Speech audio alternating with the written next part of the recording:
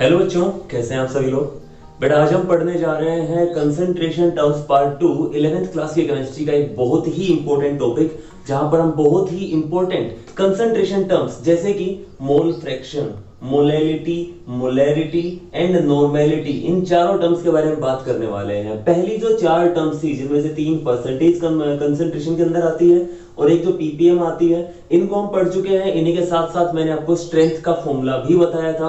आप इसका जो फर्स्ट पार्ट है कंसंट्रेशन का वो आप चेक कर सकते हैं, मैंने डिस्क्रिप्शन के अंदर उसका लिंक दे दिया है। तो चलिए स्टार्ट करते हैं आज की वीडियो, जहां हम पढ़ेंगे ये चार कंसंट्रेशन टर्म्स। अपनी कॉपी पेन निकाल लीजिए, साथ साथ क्वेश्चन भी सोल्व करने हैं, ठीक है। तो चलो स्टार्ट करते हैं। तो सबसे पहले जो हम कंसंट्रेशन टर्म पढ़ने वाले हैं वो पढ़ने वाले हैं मोल फ्रैक्शन। क्या होता है मोल फ्रैक्शन? नाम के अंदर आ रहा है फ्रैक्शन। फ्रैक्शन मतलब एक रेशो समझते हो ना, 1/2, 1/3, 0.5 भी है, उसको भी फ्रैक्शन की फॉर्म में लिखा जा सकता है कि नहीं, जिसके अंदर न्यूमरेटर होता है, डिनोमिनेटर। कुल मिला के एक रेशियो होता है। किसका रेशियो है? मोल्स का रेशियो है, ठीक है। और क्योंकि ये कंसंट्रेशन टर्म है तो इस कंसंट्रेशन टर्म के अंदर, इस रेशियो के अंदर ऊपर यानी न्यूमरेटर के अंदर जो टर्म आएगी वो आएंगे number of moles of solute. नीचे क्या आएगा? डिनोमिनेटर के अंदर आएगा number of moles of all the components of a solution. अब डायरेक्टली ये मत लिखना number of moles of solution. देखो, मोल जो है वो अमाउंट ऑफ सब्सटेंस की यूनिट है। सब्सटेंस मतलब प्योर सब्सटेंस। सॉल्यूशन सब्सटेंस नहीं है, सॉल्यूशन के नंबर ऑफ मोल्स नहीं होते हैं। सॉल्यूशन के अंदर जो कंपोनेंट होंगे, चाहे वो सोल्यूट हो चाहे सोलवेंट हो, उनके कुछ ना कुछ क्या रहते हैं? नंबर ऑफ मोल्स रहते हैं। तो क्लियर है? अगर आपसे फॉर्मूला पूछा जाता है, डेफिनेशन पूछी जाती है, तो डेफिनेशन क्या लिखोगे? आपको लिखना होगा mole fraction of a component. किसी एक कंपोनेंट का क्या पूछेगा आपसे? मोल फ्रैक्शन पूछेगा।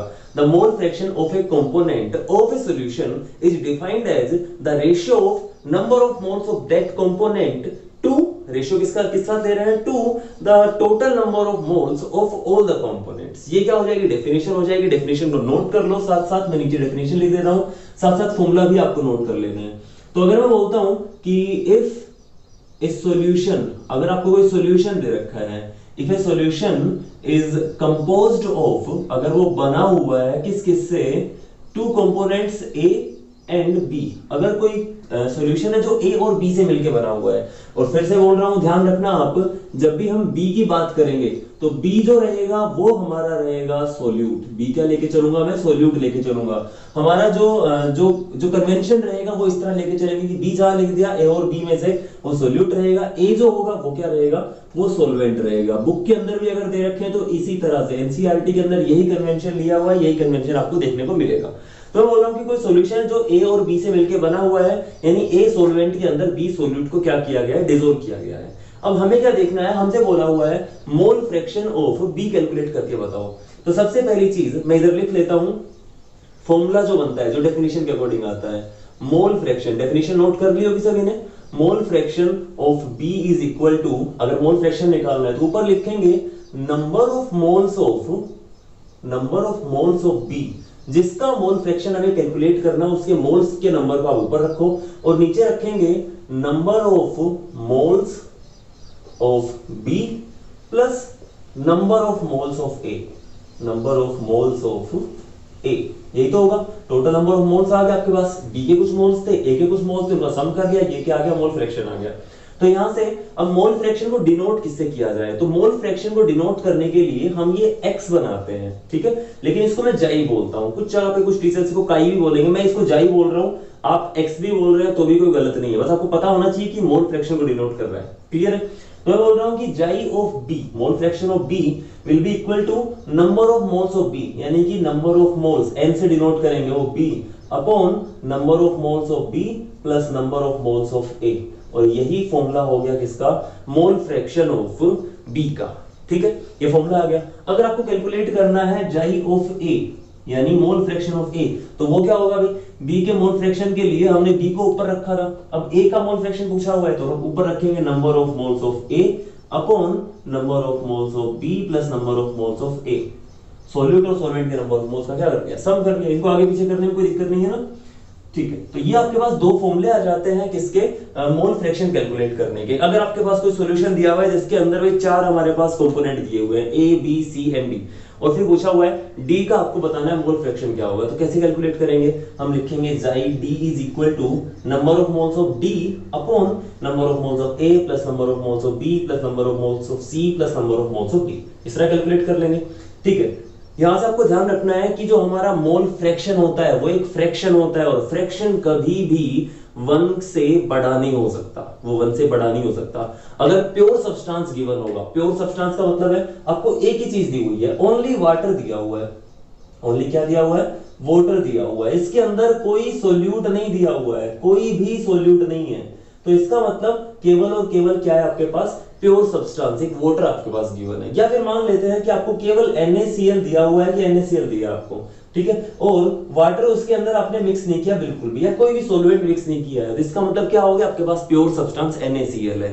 ध्यान रखना किसी भी प्योर सब्सटेंस का मोल फ्रैक्शन जो रहता है वो कितना रहेगा, वो 1 रहेगा। कितना रहेगा, 1 रहेगा। तो एक पॉइंट बना के नोट कर लो, the mole fraction of a pure substance is always unity. अगर सॉल्यूशन बन गया है, अगर सॉल्यूशन बन गया है तो दोनों ही सब्सटेंसेस का मोल फ्रैक्शन जो रहेगा 1 से लो रहेगा। तो एक पॉइंट ये बना के लिख लो सबसे पहले कि the mole fraction of a pure substance is always unity. और सेकंड पॉइंट आपको लिखना है the mole fraction of each component in a solution. अगर सॉल्यूशन बन गया है then the number of the mole fraction of each component in a solution is always less than 1, वो 1 से कम होगा, and greater than 0। तो इस तरह मैं लिख सकता हूं जाई बी अगर आपको करना है कैलकुलेट तो उसकी वैल्यू 1 से 0 के बीच में आएगी। सेम केस रहेगा जाई ए का, वो भी 1 से 0 के बीच में आएगा। तो इस तरह हम लिख सकते हैं दोनों के लिए। मैं एक सिंपल लिख लेता हूं कि जाई की वैल्यू जो रहती है, जाई ऑफ आई जो है वो कोई भी कंपोनेंट है, चाहे वो सोल्यूट हो चाहे सोलवेंट हो, तो वो इसके इक्वल, इसके इस रेंज के अंदर लाई करेगा। अगर आपको प्योर सब्सटेंस दिया हुआ है तो प्योर सब्सटेंस का मतलब उसके अंदर जाई की वैल्यू 1 हो जाएगी।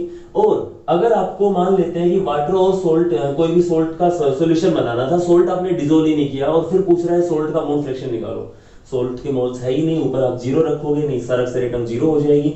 तो अगर कोई सब्सटेंस प्रेजेंट ही नहीं है सॉल्यूशन के अंदर तो उसका मोल फ्रैक्शन 0 हो जाएगा। अगर पूरी तरह से एक ही तरह का सब्सटेंस है उसका मोल फ्रैक्शन 1 हो जाएगा। अगर मिक्सचर है तो उसकी वैल्यू 0 से 1 के बीच में रहेगी। क्लियर है? एक पॉइंट और नोट करना है इसके अंदर कि जब भी आप किसी सॉल्यूशन के सारे कंपोनेंट, जैसे कि इस सॉल्यूशन के अंदर हमारे पास 2 कंपोनेंट दिए हुए थे, एक तो दिया हुआ था क्या भाई ए और दूसरा दिया हुआ था बी। अगर इन सारे कंपोनेंट्स के मोल फ्रैक्शन कैलकुलेट कर लिए जाए, यानी जाई ए और जाई बी को कैलकुलेट कर लिया जाए और फिर इनका सम कैलकुलेट कर लिया जाए, जाई ए प्लस जाई बी को अगर कैलकुलेट किया जाए तो क्या आएगा, क्या आएगा करके देख लेते हैं। अब सोचो एक चीज थी, कोई भी एक चीज थी, हम उसको एक बोल के चल रहे हैं, ठीक है, और उसके आपने टुकड़े कर दिए, उसके फ्रैक्शन कर दिए। अगर उस सारे फ्रैक्शंस को आप जोड़ दोगे तो क्या आ जाएगा, फिर से वही एक चीज आ जाएगी।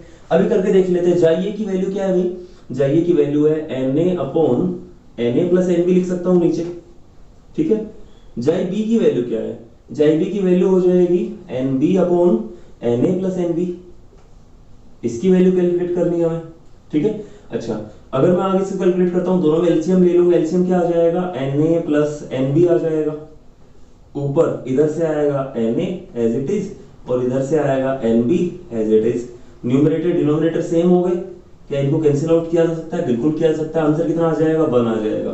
तो पॉइंट बना के लिख लो, the sum of mole fractions of each component या of all the components of a given solution is always unity. यानी जब आप सम कैलकुलेट करते हो किसका, of the mole fractions of each component, तो उन सब का सम जो आता है वो कितना आता है, हमेशा 1 आता है। ये कितना आएगा, 1 आएगा। Chi A plus chi B is equal to 1। If a solution is composed of n number of components, तो हम लिख सकते हैं जाई 1 प्लस जाई 2 प्लस जाई 3 and so on to जाई n is equal to total 1। कर सकते हो इस तरह से, ठीक है। तो मोल फ्रैक्शन के अंदर इतना ही होता है। इसी की बेस पे छोटे मोटे क्वेश्चन पूछे जाते हैं। एक क्वेश्चन सोल्व करवा रहा हूं, फटाफट इसको नोट करो। ओके, तो देखो भी क्वेश्चन दे रखा है आप लोगों को कि मिक्सचर दिया है इथेनॉल और वाटर का, और बोला हुआ है कि इथेनॉल का इस वाटर के अंदर 46% वेट बाय वेट कंपोजिशन है, ठीक है।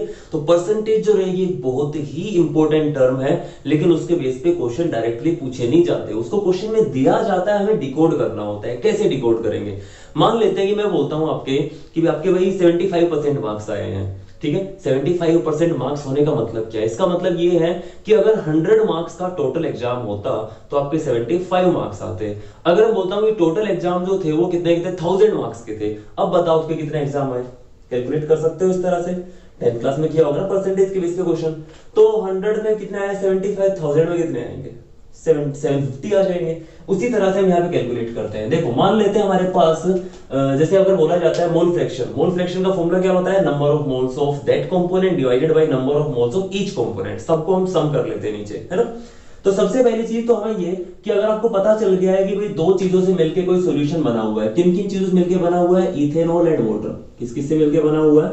वाटर और इथेनॉल। इन दो चीजों से मिलके ये मिक्सचर बना हुआ है, ठीक है। ये मिक्सचर हमने बना लिया और बोल रहा है कि इसके अंदर इथेनॉल कितना है? इथेनॉल दिया हुआ है 46% वेट बाई वेट। कितना दिया हुआ है इथेनॉल? मैं यहां पे लिख लेता हूं, इथेनॉल दिया हुआ है 46% वेट बाई वेट।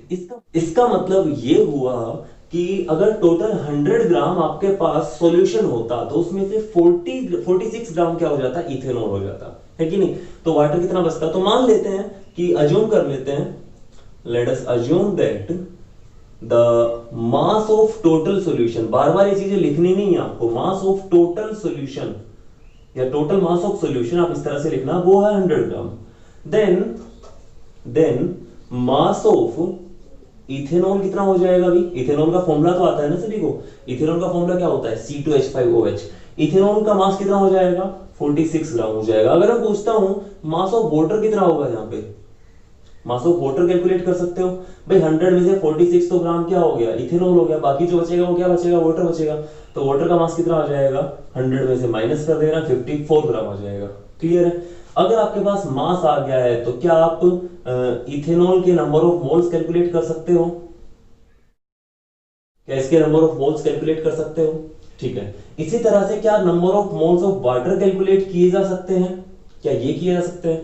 बहुत इजीली किया जा सकते हैं। गिवन मास को मोलर मास से डिवाइड कर देंगे। चलो मोलर मास ही बता देता हूं आपको कि C2H5OH, इसका मोलर मास कितना होता है? इसका मोलर मास होता है 46 ग्राम पर मोल। कितना मास होता है इसका? 46। दो कार्बन है, कितना हो गया? 24। एक ऑक्सीजन है, इसका 16 होता है। 24 और 16 कितना हो गया? 40। और 6 हाइड्रोजन है, कितना हो गया? 46 हो गया। तो देखो 46 ग्राम तो गिवन मास, मोलर मास है 46। तो गिवन मास को जब मोलर मास से आप डिवाइड करोगे तो क्या हो जाएगा? नंबर ऑफ मोल्स कैलकुलेट हो जाएंगे। कितने मोल्स आएंगे भाई? 1 मोल आ जाएगा। इसका कितना मोल है? 1 मोल। वाटर के मोल कैलकुलेट करना है। वाटर का मोलर मास कितना होता है? इसको हटा रहा हूं मैं। वाटर का मोलर मास कितना होता है? 18 होता है। वाटर कितना होता है? 18 होता है। तो 54 जो गिवन मास था उसको 18 ग्राम पर मोल से आप डिवाइड कर दोगे। ये ग्राम से ग्राम कैंसिल और 18 से चला जाएगा ये 3 के ऊपर, तो 3 मोल्स इसके आ जाएंगे। क्लियर। अब नंबर ऑफ मोल्स का फॉर्मूला लिखो और कैलकुलेट कर लो। नंबर ऑफ मोल्स का फॉर्मूला क्या होता है भाई? किस किस को याद है? किसका सॉरी मोल फ्रैक्शन का फॉर्मूला क्या होता है? मोल फ्रैक्शन किसका कैलकुलेट करना है? वाटर का मोल फ्रैक्शन। तो मैं लिख लेता हूं जाई ऑफ H2O का फॉर्मूला क्या बनेगा? That will be equal to number of moles of H2O divided by total number of moles of H2O plus total number of moles of ethanol. Ethanol लिख लो या फिर C2H5OH लिख लो। क्लियर। ये formula बन गया और ये नंबर ऑफ मोल्स आपने कैलकुलेट कर लिए है। मास को कभी भी यहाँ पे डायरेक्ट नहीं रखना है। किसको लिखना है? नंबर ऑफ मोल्स को रखना है। तो चलो सोल्व करने की कोशिश करते हैं इसको। Number of moles of H2O आ रहे हैं 3 मोल्स अपॉन 3 मोल्स है वाटर के प्लस 1 मोल किसका है? इथेनॉल का है। तो ऊपर हो गए 3 मोल, नीचे हो गया 4 मोल्स। कितना हो जाएगा ये? 3/4। 3/4 क्या आ गया आपका? मोल फ्रैक्शन ऑफ H2O आ गया। ठीक है। और जब आप इसको डेसिमल में कन्वर्ट करो कितना आ जाएगा? डेसिमल में कन्वर्ट करने में कितना आ जाएगा? ये आ जाएगा 0.75। कितना आ जाएगा? 0.75। ध्यान रखना मोल फ्रैक्शन एक यूनिट लेस और डायमेंशन लेस क्वांटिटी होती है। इसकी ना तो कोई यूनिट होती है ना कोई डायमेंशन होती है, डायरेक्ट एक फ्रैक्शन आता है। तो आंसर क्या हो जाएगा इसका? सी जो रहेगा वो इसका आंसर हो जाएगा। फटाफट इस क्वेश्चन को नोट कर लो। ओके तो नेक्स्ट जो कंसंट्रेशन टर्म आती है वो आती है मोलैलिटी। हर एक कंसंट्रेशन टर्म की डेफिनेशन और फॉर्मूला जो है वो काफी मिलते जुलते हैं। अगर आपको डेफिनेशन आ गई है आप फॉर्मूला लिख सकते हो, अगर आपको फॉर्मूला याद है तो आप डेफिनेशन भी लिख सकते हो। तो बिल्कुल ऐसा नहीं है कि आपको डेफिनेशन भी याद करनी है, फॉर्मूला याद करना है, फिर क्वेश्चन भी आना चाहिए। अगर आपको फॉर्मूला याद हो गया आप डेफिनेशन भी लिख सकते हो, आप उसके बेस पे क्वेश्चन भी बना सकते हो। क्लियर है? तो आपको खाली फॉर्मूला याद करना है, डेफिनेशन लिखनी है नोट्स बनाने के लिए। देखो क्या होता है, मोलैलिटी क्या होती है, मैं खाली फॉर्मूला लिख रहा हूं इसका। मोलैलिटी को हम रिप्रेजेंट किससे करते हैं, स्मॉल एम से रिप्रेजेंट करते हैं। जहां भी स्मॉल एम लिखा मिलेगा मतलब मोलैलिटी की बात हो रही है, मोलैलिटी ऑफ ए सॉल्यूशन। ठीक है, तो molality of a solution is defined as the number of moles of solute, number of moles of solute, number of moles of solute को हम ऊपर रखेंगे, अमाउंट ऑफ सोल्यूट को ऊपर रखेंगे एज, और उसको डिवाइड कर देंगे किससे, number of moles of solute dissolved per unit. पर जहां पे ला गया वहां पे आपको क्या करना है, दूसरी चीज को कहां रखना है, डिनोमिनेटर के अंदर। Per unit volume mass of solvent, per unit mass of solvent, नीचे क्या रखेंगे, mass of solvent, mass of solvent in KG, in KG. तो आप डायरेक्टली इस तरह बोल सकते हैं, molality is defined as the number of moles of solute dissolved per KG mass of solvent, किसमें, per KG mass of solvent. और अगर यहाँ पे मास जो है सॉल्वेंट का वो ग्राम में दिया होता है, जैसे पिछले क्वेश्चन रहेंगे इनके अंदर गिवन मास जो रहता है ग्राम के अंदर दिया जाता है, तो अगर ग्राम के अंदर गिवन मास दिया हुआ है तो क्या करेंगे, तो फिर हम क्या करेंगे भाई, इसको किलोग्राम में कन्वर्ट कर लेंगे। ग्राम को किलोग्राम में कैसे कन्वर्ट करते हैं, 1000 से डिवाइड करते हैं। अगर ये ग्राम में दिया होता तो इसको 1000 से डिवाइड कर देते, वो 1000 कहां जाता, ऊपर चला जाता। तो मैं दोबारा लिख रहा हूं, इसी फॉर्मूले को लिख रहा हूं मैं, कि molality of solution is equal to number of moles of solution, sir number of moles of solute, solute को बी से रिप्रेजेंट किया है मैंने, अपॉन मास ऑफ सॉल्वेंट। अभी मोलर मास नहीं है, डब्ल्यू से लिखूंगा, मास है, मास ऑफ सॉल्वेंट, सॉल्वेंट के मास को किससे लिखते हैं, ए, ठीक है, W A, mass of solvent in KG, आप यहां पे लिख सकते हो इन केजी। और अगर ये मास ग्राम में दिया हो तो इसको मैं इस तरह लिख सकता हूं फॉर्मूले को, number of moles of solute upon mass of solvent in KG. अगर ग्राम में दिया है तो मैं इसको डिवाइड कर दूंगा, ऊपर चला जाएगा ये 1000 ग्राम पर केजी। ठीक है, इसकी यूनिट अब की बार ये हो जाएगी। ठीक है, 1000 ग्राम होते हैं पर केजी के अंदर। तो आप इनमें से कोई भी एक फॉर्मूला याद कर सकते हो। पहले वाला जो फॉर्मूला है वो बहुत इजी है, याद करने के लिए बहुत आसान है, वहां से डेफिनेशन भी क्लियर हो रही है। इस फॉर्मूले को नोट कर लो, इसके बेस पे क्वेश्चन आप लोगों को करने के लिए मैं दे रहा हूं। फटाफट इस फॉर्मूले को नोट करो।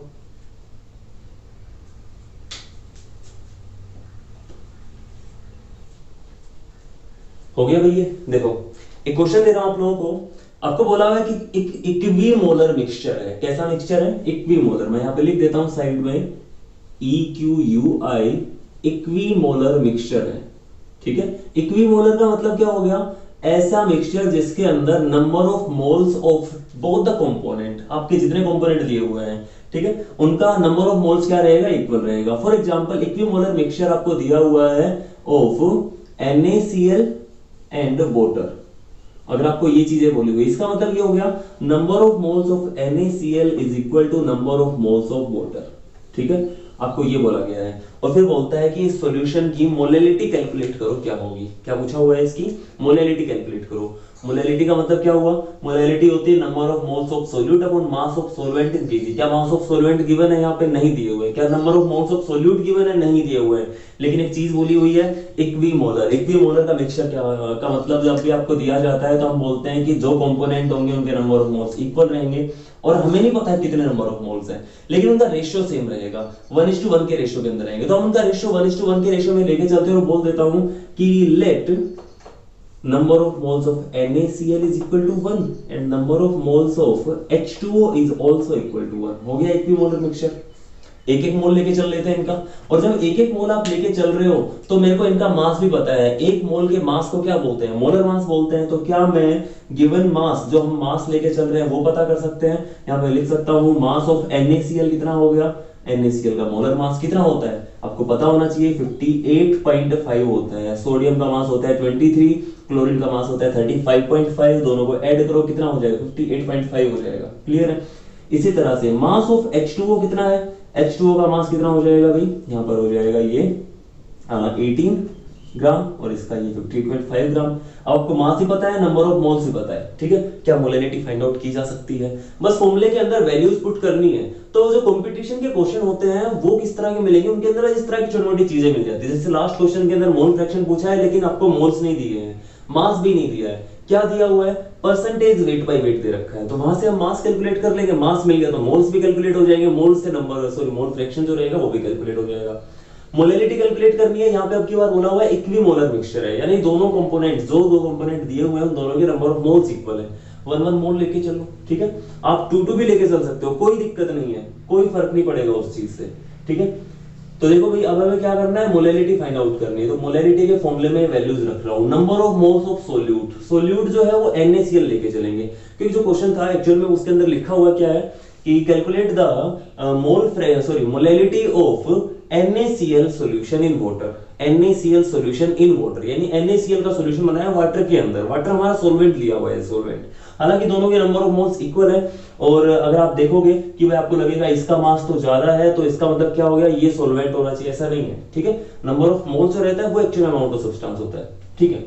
तो मास जो रहेगा वो क्या रहेगा, मास हो जाएगा भाई आपका सॉरी मोलैरिटी हो जाएगी number of moles of solute, number of moles of solute कितना है, सोल्यूट हो जाएगा 1 upon number sorry mass of solvent, mass of solvent कितना हो जाएगा 18 ग्राम, और ग्राम में थोड़ी लेना है मास, किस में लेके चलना है, किलोग्राम के अंदर लेके चलना है। किलोग्राम में कैसे लेंगे, इसको डिवाइड कर देंगे 1000 ग्राम पर केजी से, ये हो गया ग्राम पर केजी, 1000 ग्राम होता है पर किलोग्राम में, ग्राम से ग्राम कैंसिल हो, ये 18 से कैंसिल आउट करना है, 18 5 90 होता है, 10 बचेंगे, फिर 100 बन जाएगा, 18 5 90, इस तरह चलता रहेगा।